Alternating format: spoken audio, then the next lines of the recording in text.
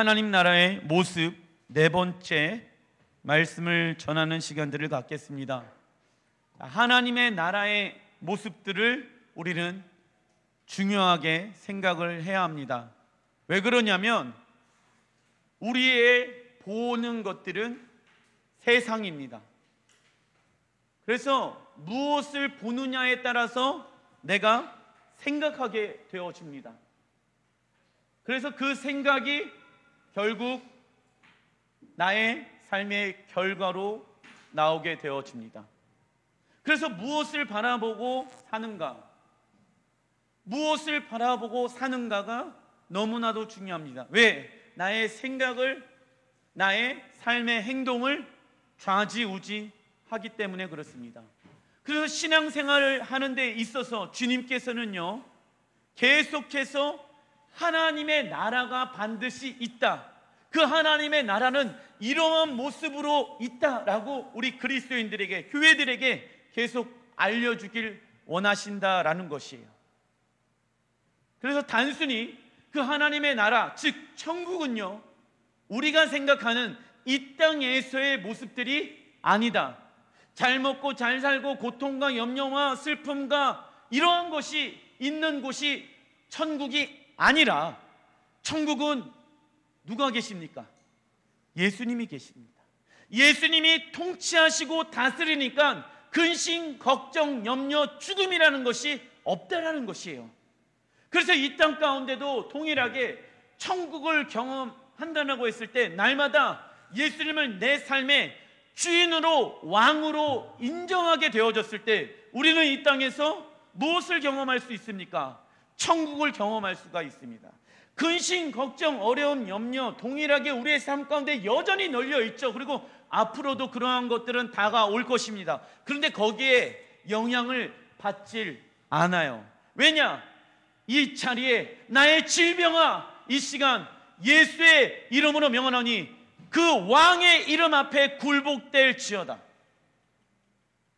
나의 문제야, 내가 예수의 이름으로 명하노니 이 시간 예수님의 이름으로 그 문제가 풀릴지어다. 자녀의 문제야, 재정의 문제야, 내가 예수의 이름으로 명하노니 모든 문제들은 풀릴지어다. 그러니까 그 예수 그리스도의 이름의 능력을, 문제가 해결되어지는 것이, 그것이 하나님의 나라라는 것입니다. 그래서 그 하나님의 나라를 꿈꾸면서 바라보는 시간들을 우리는 날마다 가져야 하는 것입니다. 왜냐? 우리는 문제에 집중하거든요. 세상에 집중하거든요. 그래서 세상과 문제에 집중하다 보면은 스트레스 받고 힘들어지고 좌절되어지고 낙담되어지고 하기 싫어지고 이렇게 되어지는 것 아니겠습니까? 그리스도인들이 왜 이 땅에서 풍성한 삶을 누리지 못합니까? 이건 거예요. 예수님을 내 삶의 주인으로, 왕으로, 그리고 하나님의 나라에 대한 정확한 이미지가 우리 안에, 우리의 마음 가운데, 우리의 생각 가운데 있어야 하는 것입니다. 그래야 소망 없는 세상에 내 마음을 드리는 것이 아니라 하나님의 나라에 내 마음을 드리는 것이거든요. 자, 요한계시록 5장 5절부터 6절의 말씀, 5절 읽어보겠습니다. 시작. 유대 지파의 사자 다윗의 뿌리가 이겼으니 그 두루마리와 그 7인을 떼시리라 하더라. 내가 또 보니 보좌와 네 생물과 장로들 사이에 한 어린 양이 서 있는데 일찍이 죽임을 당한 것 같더라. 자, 여기에서 먼저 유다 지파의 사자가 등장을 합니다. 이 유다 지파의 사자의 모습을 장로들이 사도 요한에게 이야기해 주는 것입니다. 그렇다고 하면은 유다 지파의 사자는 무엇을 의미하냐면 같이 한번 읽어보겠습니다. 시작. 원수를 정복하고 승리하신 예수님의 강함을 나타내십니다. 예수님이 다시 오실 때에는 무엇처럼 오십니까? 유다 지파의 사자처럼 오신다라는 것이에요. 이것을 우리는 알고 있어야 합니다. 유다 지파의 사자처럼 예수님은 이 땅 가운데 다시 오실 것이다. 그런데 예수님이 맨 처음에 오셨을 때 어떠한 모습으로 오셨습니까? 어린 양의 모습으로 오셨다라는 것이에요. 자, 5절의 말은 장로가 사도 요한에게 이야기한 내용입니다.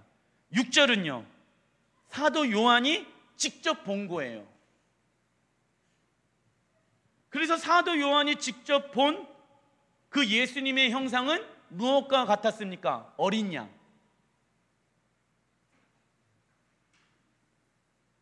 목사님, 하나님은 전능하신 분이시라고 말씀하지 않았습니까? 하나님 위대하신 분이라고 말씀하지 않으셨습니까? 그런데요, 내 삶 가운데는 지금 예수님이 사자와 같이 느껴지지 않아요. 하염없이 연약한 어린 양처럼 느껴져요.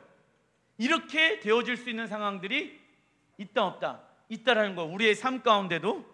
그런데 주님께서 왜 사도 요한에게 직접 어린 양의 모습이신 예수님의 형상을 보여주셨냐면은 그 어린 양의 모습을 따라 이 땅 가운데 무엇하라고요? 승리하라고. 승리란 무엇입니까? 써놔주십시오. 내가 죽고 주님이 내 안에 살게 하는 것. 내가 죽고 주님이 내 안에 살게 하는 것. 이것이 무엇입니까? 승리인 것이에요. 사람들이 봤을 땐 우리가 연약한 거인 것 같고 승리하지 못할 수도 있습니다. 우리도 뭔가 신앙생활을 하게 되어졌을 때 내가 뭔가 쟁취하고 내가 뭔가 이뤄내고 내가 다른 사람과 뭔가 싸워서 이겨야지만이 승리라고 우리는 생각하지요. 세상이 주어지는 그 승리에 대한 이미지들을 우리는 버려야 합니다. 성경에서 말하는 승리의 이미지가 무엇인지, 성경에서 말하고 있는 승리의 정의가 무엇인지 우리는 그 정의를 우리의 마음 가운데 새겨야 하는 것이에요. 그래서 어린 양의 모습으로 이 땅 가운데 살아가라. 누구들에게? 우리들에게. 그것이 진정한 승리한 자의 모습이다. 그런데 말이지, 예수님이 이 땅 가운데 다시 오실 때 사자의 모습과 같이 세상의 모든 것들을 다 심판하시고 다스리게 될 것이란다. 진짜 승리자는 그 마지막에 웃는 자란다. 내가 죽고 주님이 내 안에 살아가게끔 그 삶을 살아간 사람들, 예수님이 마지막 때 다시 오시는 그날에 우리는 웃게 되어질 것입니다. 우리는 승리하게 되어질 것입니다. 세상에 있다 보면은 그 예수님이 말하는 승리의 개념을 가지고 살다 보면은 패배한 것처럼 느껴질 때가 한두 번이 아닙니다. 정말 이렇게 살아가는 게 맞을까요, 주님? 라고 의심할 때도 있다라는 것이에요. 사도 요한이 지금 어디에 있습니까? 반모섬에 지금 갇혀 있는 거예요. 패배자처럼 느껴져요. 인생의 낙오자처럼 느껴집니다. 누가요? 사도 바울이.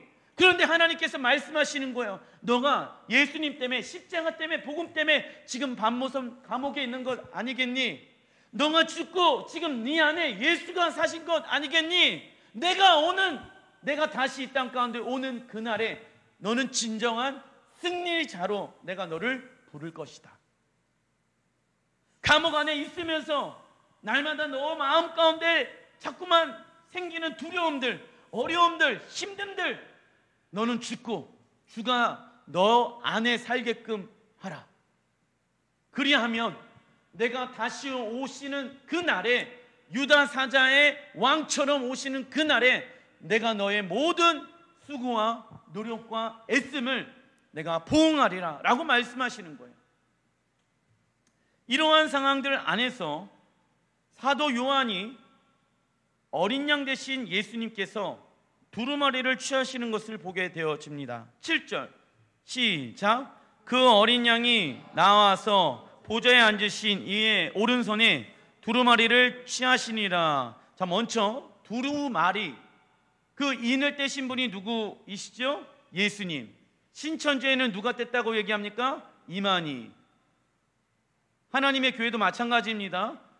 이 두루마리의 인을 떼신 분이 누구다? 예수님. 그러면 이 두루마리 안에 담겨져 있는 내용들은 어떠한 내용들입니까? 시작! 반드시 이루어질 하나님 나라의 완성에 대한 책이다. 그래서 우리는요, 이 두루마리의 내용들을 봐야 하는 것이에요. 그 인을 떼신 분이 누구이십니까? 예수님. 그래서 두루마리를 펼치셨어요. 사도 요한이 그걸 본 거예요. 반드시 이루어질 하나님의 나라에 대한 내용들을 본 거예요. 그래서 삶 가운데 무엇이 생겨나는지 아십니까?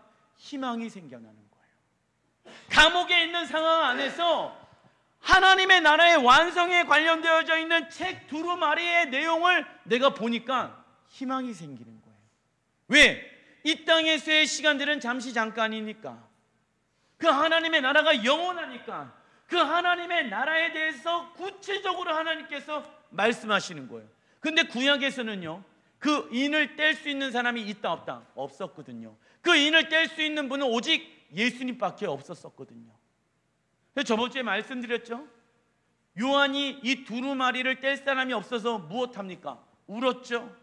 우리도 동일하게 우리의 자녀와 우리의 가정 가운데 하나님의 말씀 두루마리가 없을 때 우리는 애통하는 마음으로 울어야 합니다. 그 애통하는 심령을 가지고 주님 앞에 나아가게 되어졌을 때 애통하는 자는 복이 있나니 주님이 무엇을 주신대요? 위로를 주시는 거예요. 사도 요한이 두루마리를 펼치신 그 예수 그리스도를 보면서 하나님의 위로를 받는 거예요. 근데 우리는요, 어려울 때, 힘들 때 세상과 사람에게 위로를 받으려고 한단 말이에요. 물론 사람의 위로도 필요하기도 합니다. 그런데 사람의 위로는요, 제한되어져 있어요. 사람의 위로는요, 상처가 남게끔 되어져 있습니다. 근데 하나님의 위로는요, 제한되어지지 않고 상처가 남지를 않습니다. 상처가 치유가 되어져요. 사도 요한이 두루마리를 취하시는 예수님의 형상을 보게 되어집니다. 놀라운 거예요. 왜냐? 그 당시 이스라엘 사람들이 두루마리, 즉 하나님 나라에 대한 말씀해 놓은 내용들, 이게 하나님의 나라에 대해서 구체적으로 쓰여져 있는 책이 무엇이라고 제가 말씀드렸습니까? 하나님의 나라의 백성들이 하나님 나라의 스타일로 살아가라라고 말씀해 놓은 게 무슨 오경? 모세오경. 창세기, 출애굽기, 레위기, 민수기, 신명기. 이 말씀을 누가 취했냐면 예수님이 취한 거예요. 이스라엘 사람들이 왕자가 왕이 되기 위해서는 반드시 이 토라의 두루마리를 취해야지 왕이 될 수가 있었던 것이었습니다. 어린 양 되신 예수님께서 하나님의 나라에 왕의 대관식에 왕으로 등극하시는 것을 사도 요한이 본 거예요. 그걸 보면서 그 예수님이, 어린 양 되신 예수님이 모든 열방과 민족과 백성들을 통치하시고 다스리는 것을 보게 되어지는 거예요. 근데 내가 봤을 때는 어린 양 되신 예수님은 아무런 힘이 없는 것처럼 보여지잖아요. 문제는 그거예요. 우리가 봤을 때는 사자처럼 예수님이 두루마리를 취하셔서 모든 열방과 민족과 사람들을 통치하고 다스려야 되는데 예수님이 어떻게 통치하고 다스리십니까? 어린 양의 모습으로 통치하시고 다스리고 계신다라는 것이에요. 아, 이렇게 살아가는 것이 진짜 승리이구나. 아, 이렇게 통치를 받는 것이 진짜 통치구나. 그래서 사도 요한은요, 하나님의 나라에 무엇을 봅니까? 대관식을 본 거예요. 왕의 위임식. 예수님이 하나님의 아들로서 왕자의 자리에 있었는데 그 평화의 왕자이신 예수님께서 왕으로 등극하는 모습들, 무엇을 취했기 때문에? 두루마리를 취했기 때문에 거기다 써놔 주십시오. 어린 양 대신 예수님께서 십자가에서 죽으시고 부활하심으로 인해 승리하여 만왕의 왕으로 세움을 받고 열방을 통치하는 통치권을 받게 되는 하나님 나라의 대관식이 열리고 있습니다. 하나님 나라의 대관식, 그 열리는 모습들을 우리는 날마다 바라봐야 합니다. 사업장이 잘 되어지지 않을 때, 우리의 가정에 어려움이 생길 때 하나님 나라의 대관식을 우리는 우리의 믿음의 세계 안에서 선포해야 합니다. 예수님이 우리의 가정을 책임져 주십니다. 예수님이 우리의 사업장의 물질을 주관하시는 분이십니다.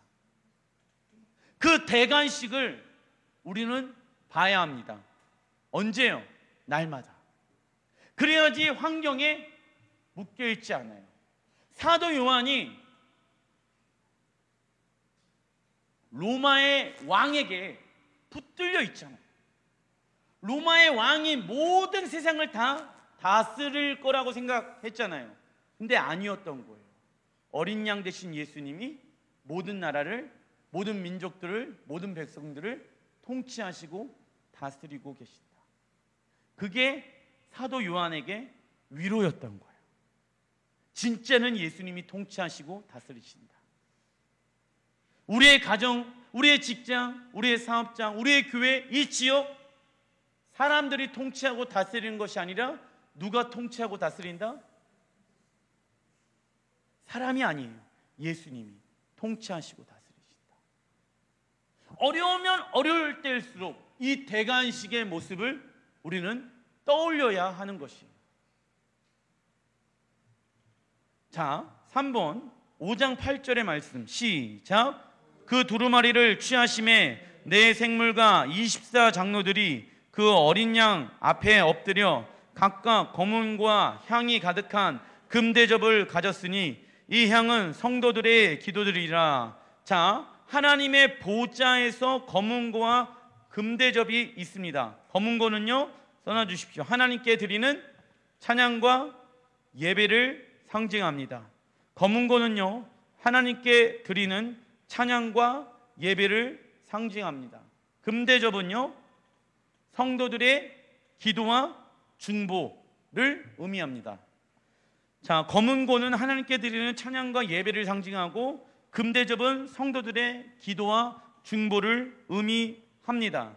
이것이 저희 교회의 기도의 집의 핵심 중에 하나입니다. 기도 따로 찬양 따로 드리는 것이 아니라 같이 하나님께 드리는 것입니다. 이것을 써놔주십시오. 중보 예배자라고 할 수 있는 것입니다. 중보 예배자. 왜냐하면 하늘의 보좌에서 성도들의 찬양과 성도들의 기도가 같이 있는 것을 사도 요한이 보게 되어집니다. 왜? 성도들의 찬양과 성도들의 기도가 같이 있을까요? 왕의 대관식에서 주님 스스로 역사하실 수도 있지만은 주님은 우리의 기도와 우리의 찬양과 예배를 통해서 함께 그 왕 자리에 참여하길 원하세요. 이해되시죠? 그래서 금향로가 있대요. 그 금향로에 우리의 기도의 향이 올라가게 되어진대요. 그래서 하나님은 왕의 통치가 성도들의 기도와 성도들의 중보 기도와 찬양과 예배를 통해서 같이 하나님의 나라를 운영하길 원하신다라는 것이에요. 하나님은 절대 혼자로 움직이지 아니하시는 분이십니다. 하늘의 보좌에서도 지금 우리의 기도와 우리의 찬양을 들으시고 하나님은 역사하시기로 결정하셨습니다. 능력이 많으신 분이신데도 불구하고 우리와 함께 무엇하길 원하실까요? 동행하길 원하신다. 왜요? 우리에게 무엇을 주기 위해서? 하나님의 나라의 유업, 상속을 주시기 위해서. 사도 요한이 놀란 거예요. 뭐에 놀랐냐면 내가 그 왕의 대관식에 나의 기도와 나의 예배가 지금 올라가고 있는 거예요. 같이 참여하고 있는 거예요.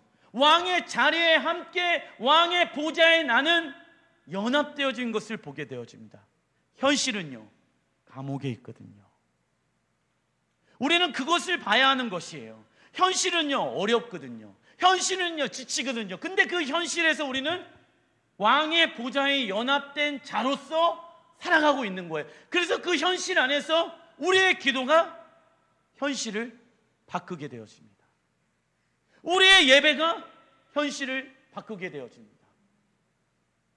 우리를 통해서 변하지 않는 그 환경이 우리의 기도를 통해 변하기 시작합니다. 우리의 예배를 통해서 그 지역이 변하기 시작하는 것이에요. 어두움이 있는 영역 가운데 밝은 빛이 임하게 되어지는 것입니다. 저는 그것을 믿습니다. 그래서 우리가 해야 될 것은요, 문제에 집중하고 어려움에 집중하면 안 돼요.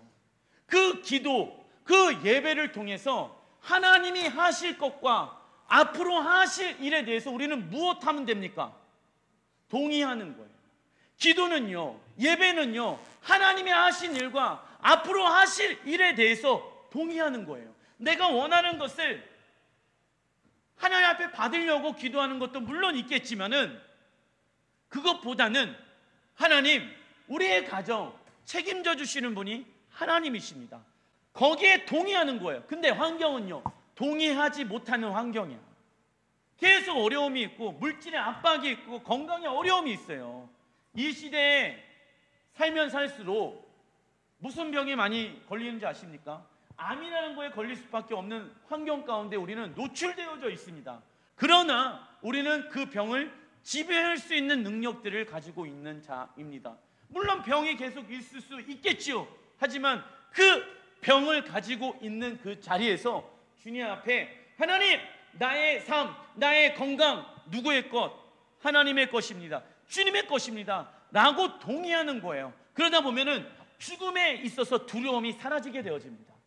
문제는 그대로 있어요. 어려움은 그대로 있어요. 그런 상황에서 이 문제 해결해 주세요 라고 집중하다 보면요, 어떻게 되어지는지 아십니까? 기도가 잘 안 되어지는 것을 느껴지게 되어집니다.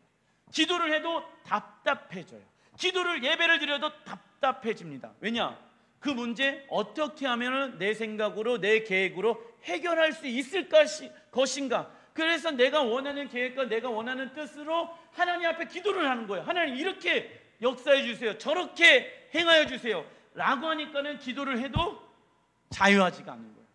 기도를 해도 답답한 거예요. 기도를 해도 머리가 아픈 거예요. 예배를 드려도 마찬가지인 것처럼. 그분이 어떻게 역사하시고 그분이 내 문제를 어떻게 풀어가실 것인지 성경에 쓰여 있잖아요. 예를 들어서 하나님이 여기까지 인도해 주셨고 앞으로도 인도해 주실 분이 누구이십니까? 하나님이십니다 라는 거에 동의하는 거예요. 기도는. 예배도 마찬가지인 것처럼. 그래서 주님은 우리와 함께 동행하길 원하신다라는 것이에요.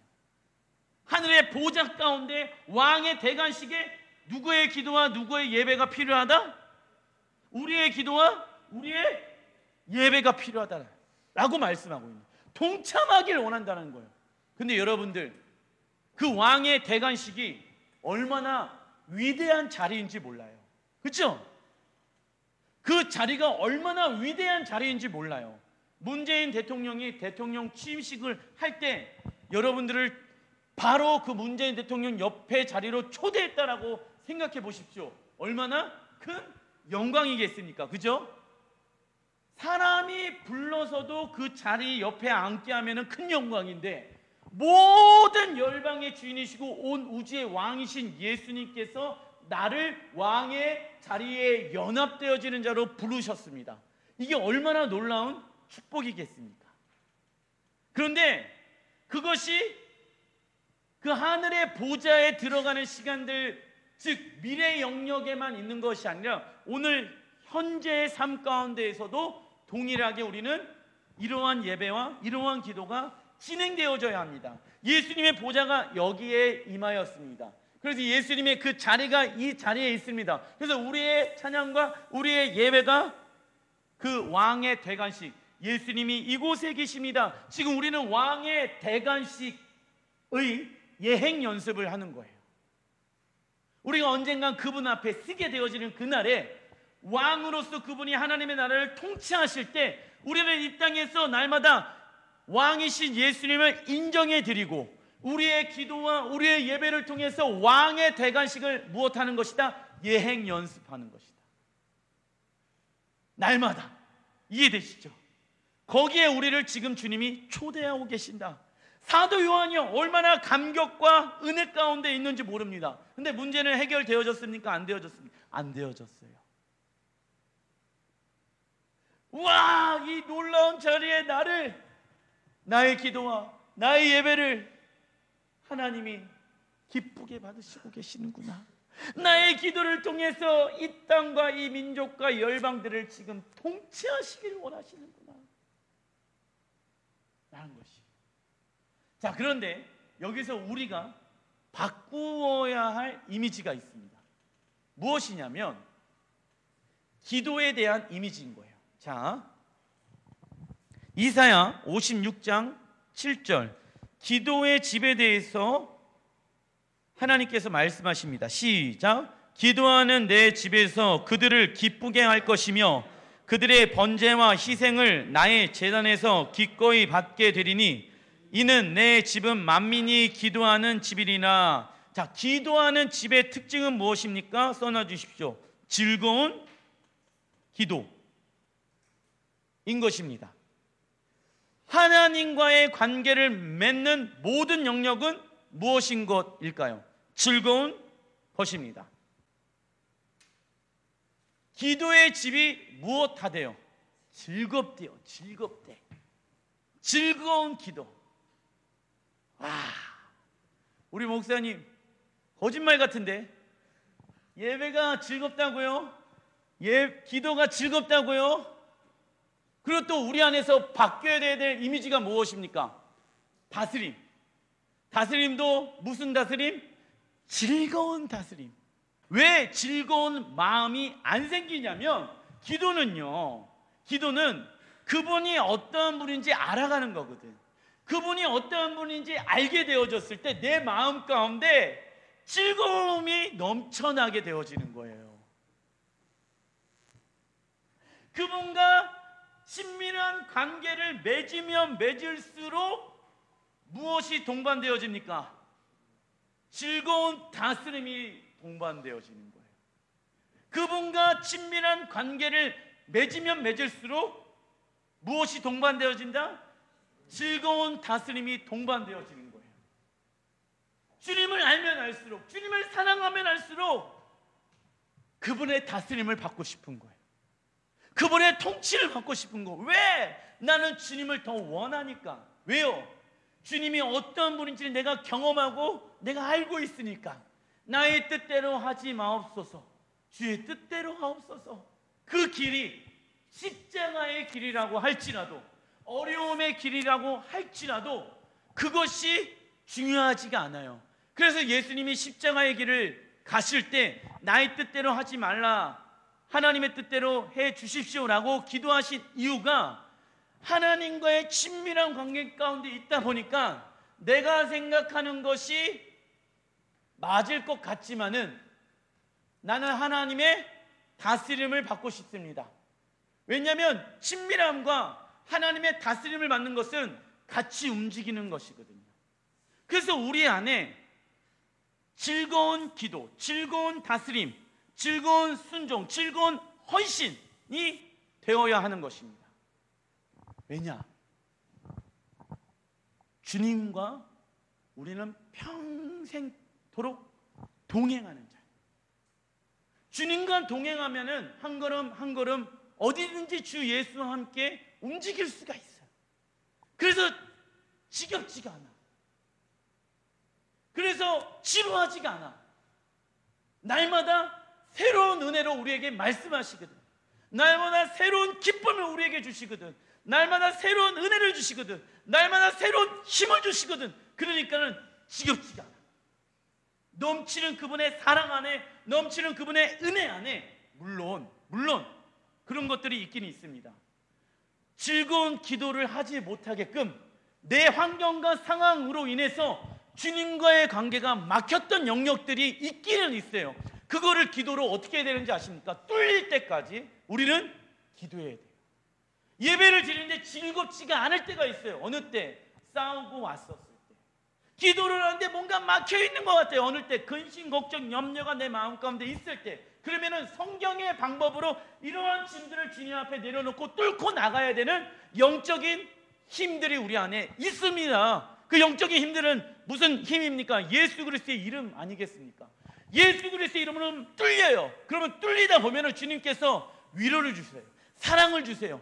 그걸 이제 헤쳐나갈 수 있는 능력을 주세요. 그러니까는 지겹지가 않은 거예요. 근데 재미난 것은 무엇이냐면 주님은 날마다 동일한 은혜로 우리에게 임하시지 않는다. 날마다 새로운 은혜를, 새로운 사랑, 새로운 기쁨을 우리에게 날마다 주신다라는 것이, 그래서 지겹지가 않은 거예요. 그래서 나는 주님과 함께 동행하고 싶은 거예요. 동행하는 자랑, 주님과 무엇이 같은 사람? 뜻이 같아야 됩니다. 주님과 동행하려면 주님과 뜻이 같아야지 같이 움직일 수가 있어. 그분의 뜻은 무엇입니까? 하나님의 말씀 아니겠습니까? 그래서 하나님의 말씀의 다스림을 받기를 원하는 거예요. 왜? 나는 주님의 신부이니까. 나는 주님과 친밀한 관계를 맺고 있는 자니까는 주님의 다스림을 받기를 원하는 것입니다. 근데 어떤 사람은 나 주님과 친밀한 관계를 갖기를 원해요, 나 주님을 더 사랑하길 원해요, 말로는 하는데 주님의 다스림을 받는 것을 싫어하는 사람들이 있다 없다? 엄청나게 많아요. 말로는 주님의 사랑한다고, 말로는 주님과 동행한다라고 하는데 그분의 뜻 안에 나의 뜻을 부인하지 않고 십자가를 짊어지지 않으려고 하는 사람들 많이 있다. 그분의 뜻과 나의 뜻이 같습니까? 다릅니까? 달라요. 그러니까는 주님께서 뭐라고 말씀하십니까? 나의 뜻을 부인하고 나의 십자가를 짊어매라. 그래야지 주님과 동행할 수가 있거든. 주님과 뜻이 같은 사람들은 세상에서 무엇을 경험합니까? 안전함을 경험하게 돼요. 주님과 동행하는 사람들은요, 세상에서 가장 큰 안정감을 누리면서 살아가는 자들입니다. 근데 감옥에 갔어, 환경은. 근데 그 환경이 그를 억누를 수가 없는 거예요. 그 환경 안에 내가 짓눌리지 않는 거예요. 그 환경의 두려움들이 내가 받지 않는 거예요. 왜? 주 예수와 함께 나는 함께 나아가니까.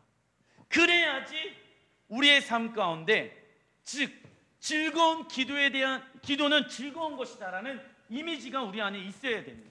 근데 기도는 힘들다, 어렵다, 오래 하지 못한다, 이러한 개념으로 우리 안에 있기 때문에 다스림도 마찬가지이고 기도도 마찬가지이고 뭐 헌신하는 것, 순종하는 것도 마찬가지인 것처럼 우리는 세상에서 주어지는 잘못된 이미지들과 영적 전쟁해야 됩니다. 사실은 내 안에서 갑자기 순종하기 싫어, 기도하기 싫어, 그랬을 때 내 마음 안에서 그것을 대적하는 자가 되어야 하는 것이에요. 왜? 그걸 통해서 주님은 우리와 무엇하길 원하기 때문에 동행, 써놔주십시오. 그래야 하나님과 즐겁게 이 땅에서 동행할 수가 있습니다. 그런데 기도가 지루하고 힘들어지면 하나님과의 무엇이? 동행이 지루하고 힘들어지게 되는 것입니다.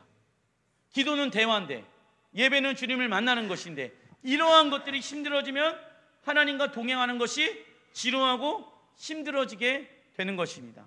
그래서 써놔주십시오. 영적 지루함을 우리는 경계해야 한다. 영적 지루함을 우리는 경계해야 한다. 우리가 하나님을 알면 알수록, 즉 하나님의 아름다우심을 발견하면 할수록 우리의 영은 하나님을 향해 흥분과 열정으로 넘치게 되어집니다. 이러한 예배와 기도를 드린 사람이 있습니다. 구약의 다윗이었지요. 역대상 15장 16절 시작. 다윗이 레위 사람의 어른들에게 명령하여 그의 형제들을 노래하는 자들로 세우고 비파와 수금과 재금 등의 악기를 울려서 즐거운 소리를 크게 내라 하매 다윗은 실질적으로 레위 사람들이 하나님을 예배하고 기도할 수 있도록 모든 재정적인 지원들을 아끼지 않았다. 예배하는 데 있어서, 기도하는 데 있어서. 역대상 9장 33절 시작. 찬송하는 자가 있으니 곧 레위 우두머리라. 그들은 골방에 거주하면서 주야로 자기 직분에 전념함으로 다른 일은 하지 아니하였더라.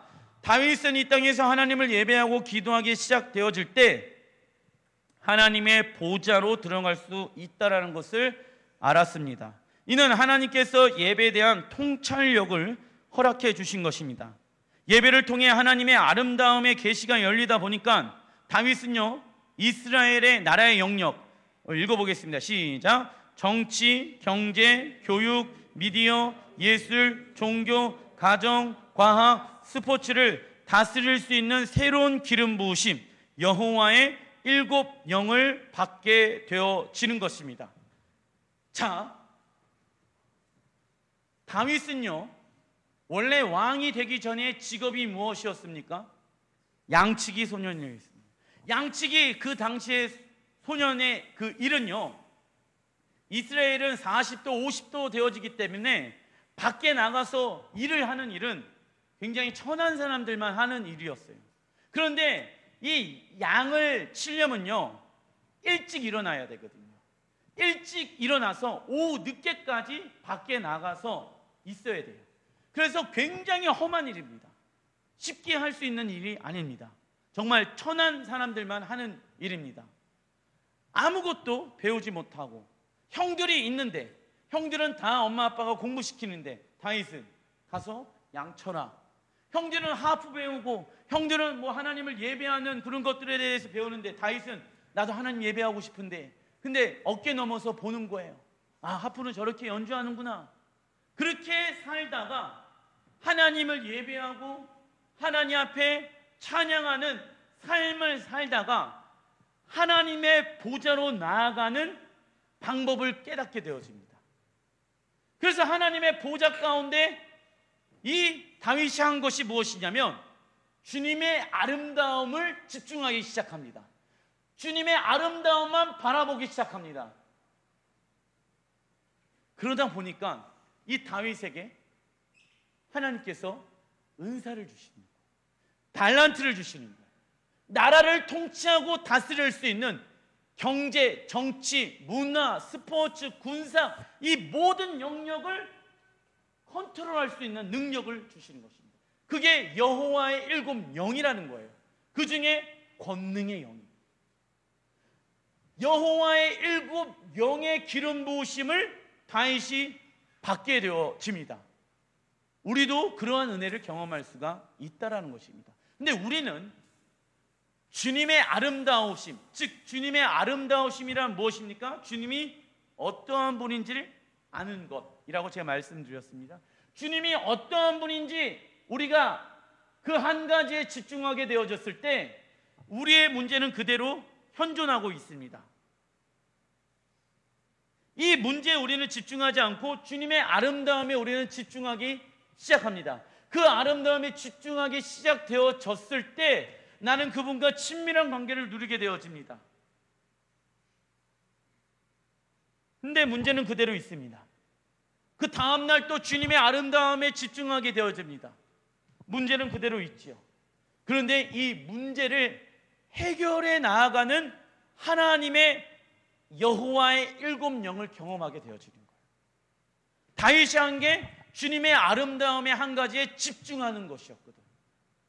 여전히 문제가 그대로 있었는데 다윗이 한 것이 그분의 아름다우심 안에 보좌 가운데 나가는 싸움을 한 거예요. 환경에 매여 있지 않고. 제가 말씀드렸죠. 사업이 안 되어져요. 자녀들이 문제가 생겨요. 그때 하나님, 우리는 기도하러 교회에 오잖아요. 그때 우리는 무엇을 해야 하냐면 이 문제를 해결받기 위해서 기도하는 목적이 돼서는 안 됩니다. 물론 기도해야 돼요. 기도를 하다 보면 여러분들도 그런 경험들을 어느 정도 한 부분들이 있을 것입니다. 막 기도를 하다 보면은, 어려움이 있어서 막 기도를 하다 보면은 하나님께서 갑자기 힘들었던 내 심령 위에 은혜를 주셔서 눈물이라는 것을 주실 때가 있으세요. 위로를 주실 때가 있어요. 그때 위로하시는 하나님의 은혜를 경험하게 되어집니다. 그게 그분의 보좌에 계시는 그분의 아름다움. 아, 하나님 위로의 하나님이시구나. 그 위로의 하나님을 내가 집중하다 보니까 이 문제가 더 이상 나에게 문제로 와닿지가 않는 거예요. 아, 이 문제 하나님이 하실 거야. 이런 믿음들이 생기게 되어집니다. 다윗이 이것을 알았다는 거예요. 사무엘에게 기름 부으심을 받았을 때, 사무엘이요, 나는 말도 둔한 자입니다. 나는 아무것도 할 수 있는 자가 아닙니다. 나는 아무런 공부도 하지 않았습니다. 리더십으로 나라를 다스릴 수 있고 사람들을 통솔할 수 있는 리더십도 없습니다. 사무엘이 걱정하지 말래요. 기름을 부어버립니다. 다윗의 머리 위에. 그게 여호와의 7명의 기름 부으심을 받은 거예요. 왜? 다윗이 한 게 하나님을 예배하고 하나님을 찬양한 것밖에 없거든. 기도한 것밖에 없거든. 그분의 아름다우심에 한 가지의 목적을 두면서 살아간 것밖에 없는데, 나라가요 확장이 되어집니다. 하나님께서 아브라함에게 약속해 놓으신 그 약속의 땅의 영역들을 다윗이 차지하기 시작합니다. 놀라운 거예요. 다윗은 자기가 한 것은 무엇밖에 없습니까? 한마디로 그분의 보좌 앞에서 예배하고 기도한 것밖에 없는데 하나님의 일을 하시는 것을 보게 되어집니다. 이 놀라운 비밀을 누가 경험합니까? 아까 사도 요한이 경험한 거예요. 이사야도 경험하게 되어지는 거예요. 이사야가 지금 처해져 있는 상황이 어떤 상황이냐면 즐거워할 수 있는 상황이 아니에요. 나라가 멸망 가운데 있고 힘든 가운데 있고 지친 가운데 있는데 기도하는 게 굉장히 어려울 것이란 말입니다. 그런데 기도가 즐거운 거예요. 무엇을 봤을 때? 하나님의 아름다우심을 보게 되어졌을 때. 하나님의 아름다움이란 하나님이 어떠한 분인지 아는 거예요. 위로의 하나님, 전능의 하나님, 사랑의 하나님, 친구의 하나님, 나의 신랑이신 하나님, 우리 아버지 하나님, 아빠, 이것을 알게 되어졌을 때 그분의 그 아름다움에 나는 매료되어집니다. 중독되어지는 거예요. 여러분들 스마트폰도요, 와 너무 재밌다라고 하는 단계는 우리는 이미 다 벗어났습니다. 왜? 매일마다 그것을 하기 때문에. 근데 우리 주원은요, 일주일에 한 번 스마트폰을 만져요. 게임을 해요. 근데 우리 주원이한테 야 그렇게 재밌냐? 그러니까 너무 재밌대. 왜? 일주일에 한 번씩 하니까. 2번이니까. 그런데 우리한테는요, 그 스마트폰이 주어지는 재미가 그렇게 많이 있지는 않잖아요. 그런데 이 스마트폰을 하면서 그냥 시간 때우는 것처럼 하는 거잖아요. 와 너무 재밌다, 이렇게 스마트폰을 하는 사람들이 있습니까? 없습니까? 없잖아요. 지루한 거예요, 스마트폰도. 근데 하나님도 동일한 거야. 하나님을 예배하는 게 어느덧 관계가 없다 보니까 지루해지는 거야. 그래서 그분의 아름다우심에 집중하는 거에 별로 관심이 없어지기 시작합니다. 그러면 안 돼요. 자, 그래서 하나님의 7 영은 누구에게 임합니까? 하나님 말씀에 무엇하는 사람들? 순종하는 자들에게 임한다. 하나님의 말씀에 순종하는 자들에게 하나님의 7 영은 임하게 되어집니다. 순종이란 시작, 하나님의 권위 안에서 누리는 보호와 자유. 그래서 순종하는 거예요. 하나님의 권위 안에서 누리는 보호와 자유를 경험하기 위해서. 그 순종을 어떻게 한다? 즐겁게 한다. 그러면 순종의 반대말은 불순종. 불순종이란 사단에게 나의 영혼을 합법적으로 지배할 수 있게끔 하는 것. 하나님이 영적인 세계를 그렇게 만들어 놓으셨다라는 것입니다. 그래서 교회와 성도가 세상의 영광을 따라가게 되어지면 여호와의 영이신 성령님이 떠나가게 되어지는 것입니다. 아모스서 9장 11절부터 15절 시작. 그날에 내가 다윗의 무너진 장막을 일으키고 그것들의 틈을 막으며 그 허물어진 것을 일으켜서 옛적과 같이 세우고 내가 그들을 그들의 땅에 심으리니 그들이 내가 준 땅에서 다시 뽑히지 아니하리라. 내 하나님 여호와의 말씀이니라. 자, 아모스 선지자가요, 하나님 앞에 계시를 받게 되어집니다. 어떠한 계시냐면 맨 처음에 그날에는 무엇을 의미합니까? 예수님께서 다시 오시는 날을 의미합니다. 그때 무엇이 회복되어집니까? 무너진 다윗의 장막들이 회복하기로 하나님이 결정해 놓으셨습니다. 근데 여기서 이제 아모스 선지자가 이 내용들을 쓰게 되어졌을 때 다윗의 무너진 장막은 찬양과 기도가 있는 중보 예배자, 즉 제사장적 차원에만 있는 것이 아니었습니다. 이게 무슨 말이냐면, 저를 한번 봐주십시오. 많은 교회가 기도의 집을 운영하게 되어졌을 때 이 아모스서 9장 11절의 말씀을 가지고 무너진 다윗의 장막의 예배를 회복시키게 해 주시옵소서라고 기도를 해요. 그러면 무너진 다윗의 장막의 기능은 기도와 찬양이 같이 있어야 되는 것이잖아요. 그것을 뭐라고 얘기하냐면 제사장의 회복인 거예요. 이해되시죠? 장막은 하나님을 만나는 곳이니까. 그래서 우리가 왕 같은 제사장이 되어져서 찬양과 기도가 하나님이 우리를 통해서 회복시키길 원하신다라고만 우리는 알고 있는데, 이 아모스 선지자가 이 말씀을 하게 되어졌을 때 알아야 될 것은 무엇이냐면, 이게 문자적 해석으로만 해석해서는 안 되고 이 문장 안에 담겨져 있는 의미가 또 다른 의미가 있다라는 것입니다. 그 의미가 무엇이냐면, 아까 제가 말씀 전하기 전에 서론에 이야기했던 내용들인데 거기다 써놔주십시오. 다윗의 무너진 장막의 회복이란 찬양과 기도가 있는 중보 예배자의 회복, 그 옆에다가 제사장 차원의 회복, 제사장 차원의 회복이 있어야 되고, 또 어떤 회복이 있어야 하냐면 이 땅에서 무너졌던, 써놔주십시오, 하나님 나라의 왕권의 차원의 회복, 하나님 나라의 왕권의 차원의 회복, 의가 많이 들어가는데 하나님 나라의 왕권의 차원이 회복되어져야 하는 것이에요.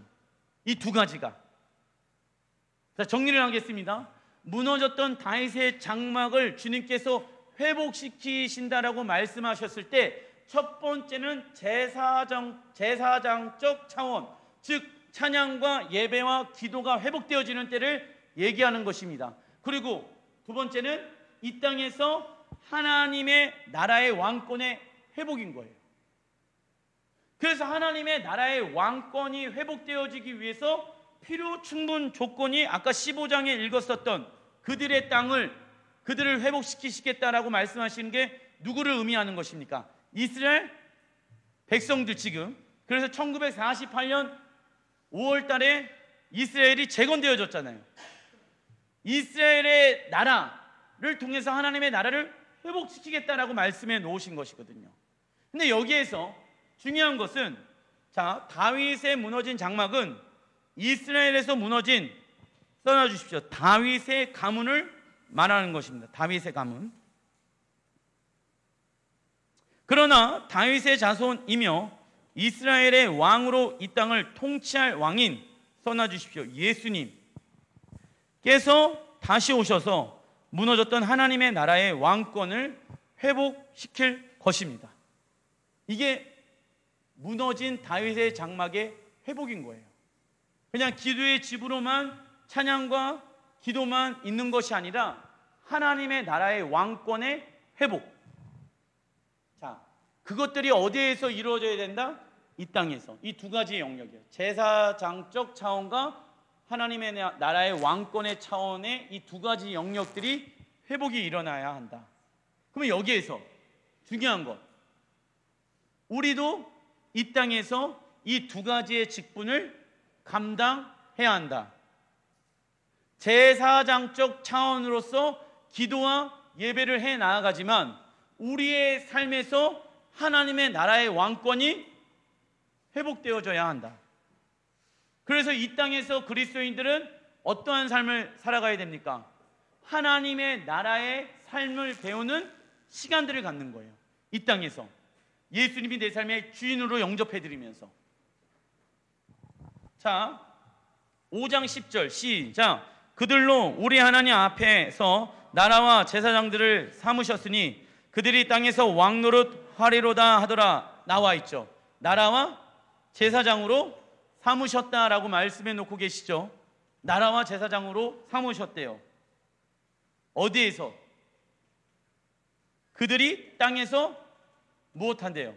왕노릇한대요.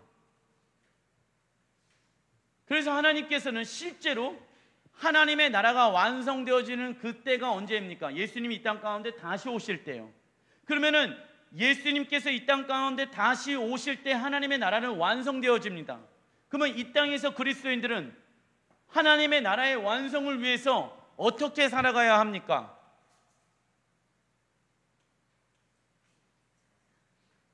하나님의 나라의 완성과 무엇과 연결되어져 있다? 구원을 이루어가는 삶이랑 연결되어져 있다. 하나님의 나라의 완성은 구원받는 그리스도인들이 구원을 완성해 나아가는 삶을 살아가면서 하나님의 나라가 같이 동시적으로 이루어지고 있다. 그런데 하나님의 나라의 완성은 그리스도인들을 통하여서 이루어지는 것인데, 그리스도인들이 이 땅에서 하나님의 나라의 왕권, 통치, 다스림을 받지 않길 원하고 어디에만 가길 원한다. 이게 문제인 거예요.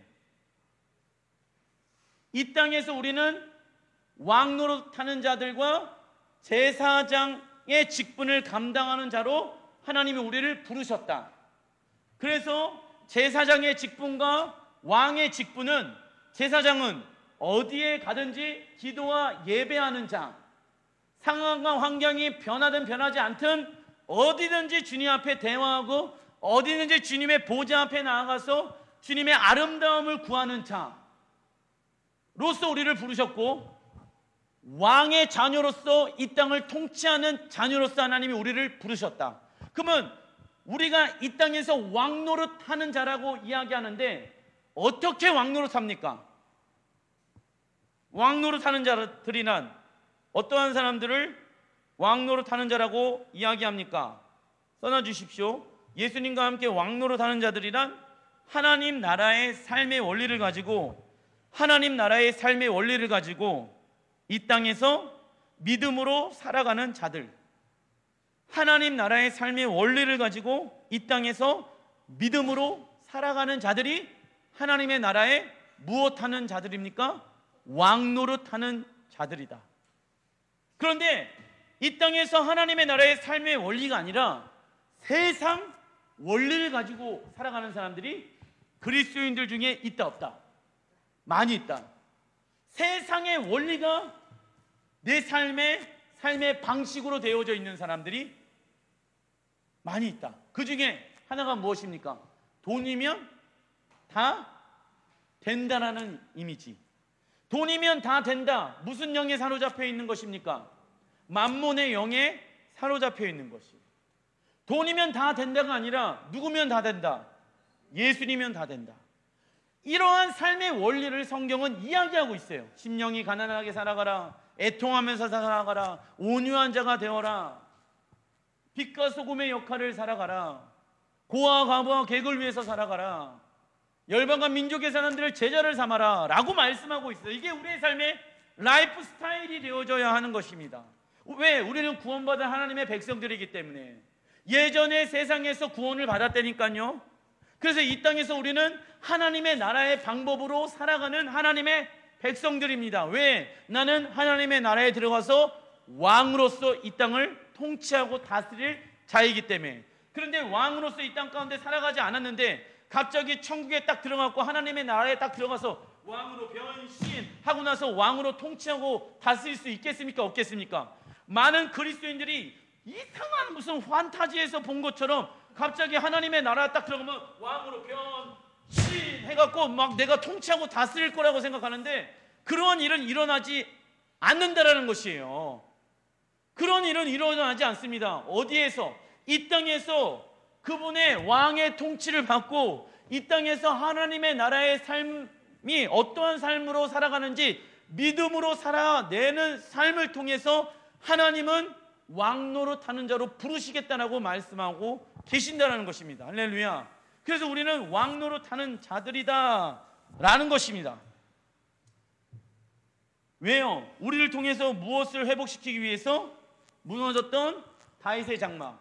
근데 실제로 무너졌던 다윗의 장막의 예배가 회복되어지기 위해서는 필요한 게 이스라엘 백성들의 회복인 것이에요. 그런데 1948년 5월 달에 이스라엘이 회복되어졌죠. 그리고 예루살렘 안에만 한 300개의 기도의 집들이 실제로 이루어지고 있습니다. 그런데 그들의 삶의 특징이 뭔지 아십니까? 기도와 예배만 하는 거에 집중하는 것이 아니라 토라로 돌아가자. 하나님의 말씀으로 돌아가자. 왜? 우리는 구원받아 하나님의 백성들이기 때문에 우리 하나님이 원하시는 삶을 이 땅에서 살아내자.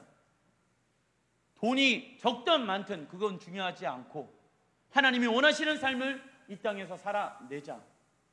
왕으로 통치하고 다스리는 사람들이 일어나고 있다라는 것입니다.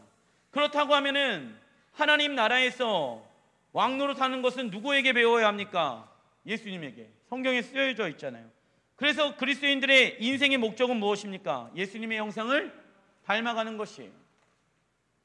자, 5번 계시록 5장 12절부터 13절 시작. 큰 음성으로 이르되 죽임을 당하신 어린 양은 능력과 부와 지혜와 힘과 존귀와 영광과 찬송을 받으시기에 합당하도다 하더라. 보좌에 앉으신 이와 어린 양에게 찬송과 존귀와 영광과 권능을 세세토록 돌릴지어다 하니 놀라운 장면을 사도 요한이 보고 있습니다. 그런데 사도 요한의 현실은 복음을 전하다가 반모섬 감옥에 갇히는 것이었습니다. 이러한 상황들이 지속되어지다 보면 정말 예수님께서 열방을 통치하고 계시는 것이 맞는가에 대해서 의심을 할 수도 있습니다. 이러한 상황 속에서 우리가 해야 할 것이 있는데 5장 14절 시작. 내 생물이 이르되 아멘 하고 장로들은 엎드려 경배하더라 이거예요.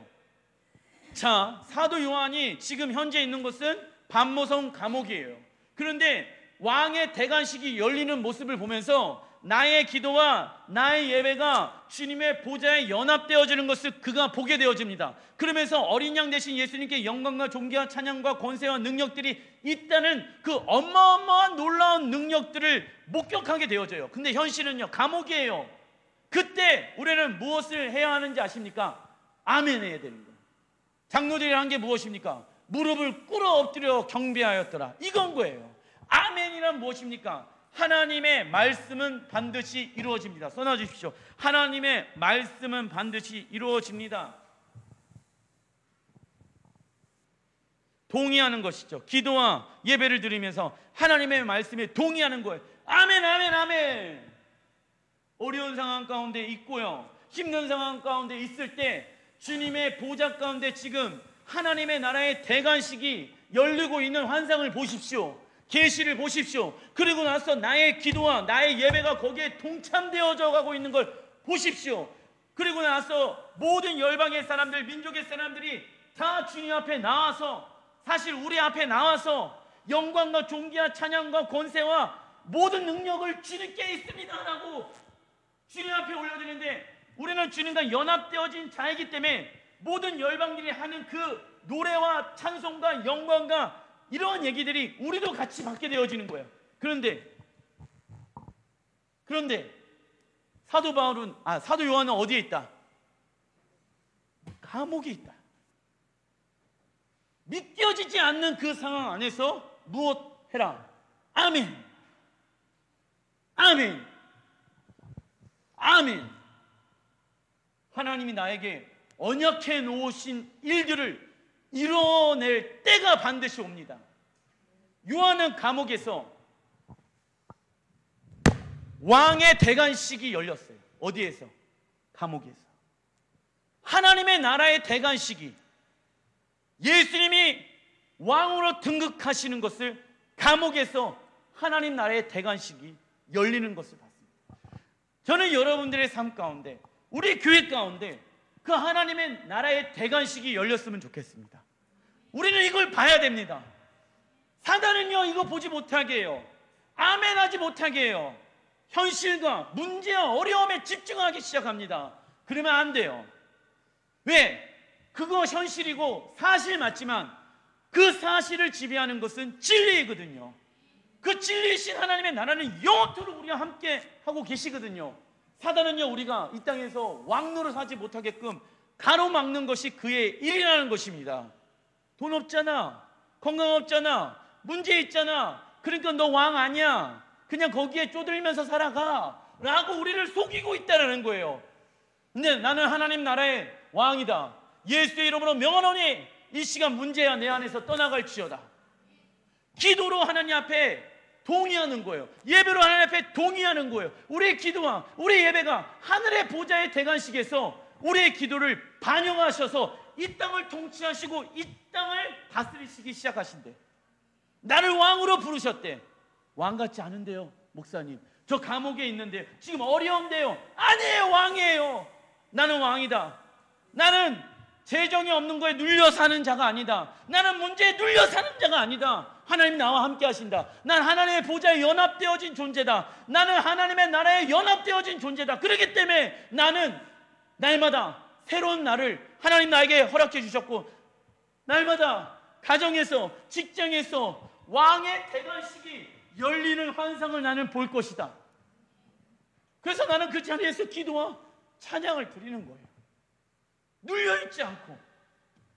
우리가 처해 있는 상황이 어떠하든지 예배를 드리거나 기도를 드릴 때 어린 양 대신 예수님의 대관식을 바라보고 이 땅을 통치하고 다스리고 능력과 부와 지혜와 힘과 존귀와 영광과 찬송이 예수님에게 있고 그 예수님이 우리 신랑이라는 것을 우리는 동의해야 하는 것입니다. 그래서 나의 생각보다 많아야 될 것이 있는데 무엇일까요? 기도입니다. 나의 생각보다 뭐가 많아야 합니까? 기도는 하나님의 말씀에 무엇하는 것입니까? 동의하는 것입니다. 목사님, 내가 생각해 봤는데요. 아니, 기도해 보십시오. 아니, 내가 생각해 봤는데요. 기도해 보십시오. 생각해 봤는데요. 아니, 기도해 보십시오. 생각하면 답이 나온다, 안 나온다? 안 나온다. 안 나온다. 왜? 나의 지식은요, 나의 생각은 한계가 있거든. 그렇잖아요. 근데 기도는 한계가 없거든. 그래서 우리는 기도를 통해서 그분의 무슨 영을 받는다? 지혜의 영을 받는 거예요. 지식의 영을 받는 거예요. 여호와의 7영 중에 또 한 가지 아니겠습니까? 돌파의 기름 부으심이란, 써놔주십시오. 이 땅에서 하나님의 언약을, 이 땅에서 하나님의 언약을 이루지 못하게 하는 대적과 싸울 때 필요한 기름 부으심. 대적과 싸울 때 필요한 기름 부으심. 이 땅에서 하나님의 언약을 이루지 못하게끔 하는 대적과 싸울 때 필요한 기름 부으심입니다. 말씀을 마무리를 짓겠습니다. 여러분들, 오늘 우리가 드려지는 이 예배의 자리가 왕의 대관식이 열리는 것을 믿음으로 취하셨으면 좋겠습니다. 그리고 여러분들이 드려지는 매일마다의 사업장과 가정과 직장, 이 지역에서 드려지는 모든 기도와 모든 찬양과 예배가 하나님 나라의 대관식에 연합되어져 가고 있다는 것입니다. 하지만 감옥에 있을 수도 있고 어려움을 당할 수도 있고 환경이 나를 짓누르고 있을 수도 있습니다. 그런데 거기에 눌려있지 마십시오. 돌파의 기름 부으심을 구하십시오. 주님은 그 기름 부으심을 우리에게 허락하신다라고 말씀하고 있습니다. 그래서 우리는 기도해야 되는 거고 예배하는 것입니다. 기도가 지겨운 것이 아닙니다. 기도는 즐거운 것입니다. 순종은 즐거운 것입니다. 그래서 하나님, 우리의 기도가 금양로에 올라가서 그 차는 그날에 하늘의 뜻이 이 땅 가운데 주님은 이루어지기를 소망하고 계십니다. 전 이걸 봅니다. 지금은 이루어지지 않는 어떤 어려움이 내 삶 가운데 있지만 그 어려움을 가지고 주님 앞에 기도합니다. 그리고 주님의 아름다우심을 바라봅니다. 다음날 또 어려움이 있습니다. 그 기도 제목 가지고 기도하고 주님의 아름다움을 바라봅니다. 그렇게 주님 앞에 나아가다 보면 주님은 우리의 기도가 하늘에 응답되어져 하늘의 그 뜻이 이 땅 가운데 이루어지는 것을 우리는 경험하게 되어질 것입니다. 그게 하나님이 이 땅 가운데 원하시는 하늘의 뜻이 땅에서도 이루어 주옵소서라는 것입니다. 기도하겠습니다.